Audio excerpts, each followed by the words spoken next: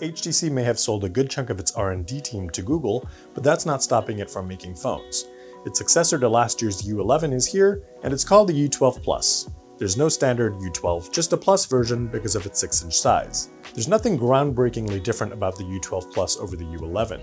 Specifications have been updated, so you have a Snapdragon 845 powering the phone, 6 gigs of RAM, 64 gigs or 128 gigs of storage, a microSD card slot, and a 35 mAh battery. The front bezels are slightly smaller, there's no notch, and it's a Super LCD display with a 2280 by 1440 pixel resolution, as well as an 18:9 aspect ratio. HTC is also sticking with the liquid surface design, which adds subtle color changes into the layers of glass, so the color on the back changes in different lighting.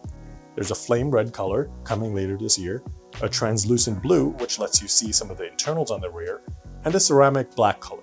They all look pretty great, but the back of the phone looks strikingly like an LG B30. There's a center dual camera sensor and a flash below it, as well as a rear fingerprint sensor.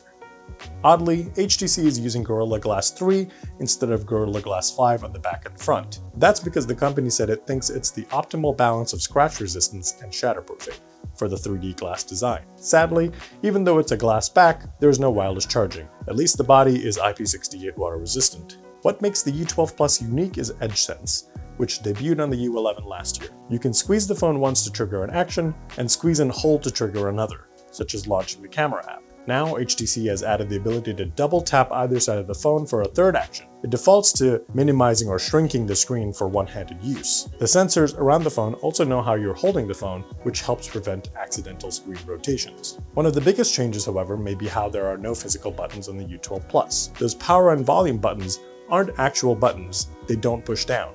Instead, they're digital or touch sensitive. HTC said it helps with waterproofing. It takes a bit of force to press them and trigger the desired action, but we'll do more testing with the phone to see if it ends up being a hindrance. There's also a nice haptic feedback that you get when you press those buttons. There's also now 4 cameras on the U12 Plus, 2 on the front, both 8 megapixel, and 2 on the back. The second lens on the front helps with portrait mode selfies, but it can also use your face to unlock the phone, and there are air stickers in the built-in camera app. The 2 cameras on the back are similar to other camera systems with a 12 megapixel main lens and a 16 megapixel telephoto lens with 2x optical zoom. The biggest addition here is portrait mode, which you can use live and also tweak after you take the photo.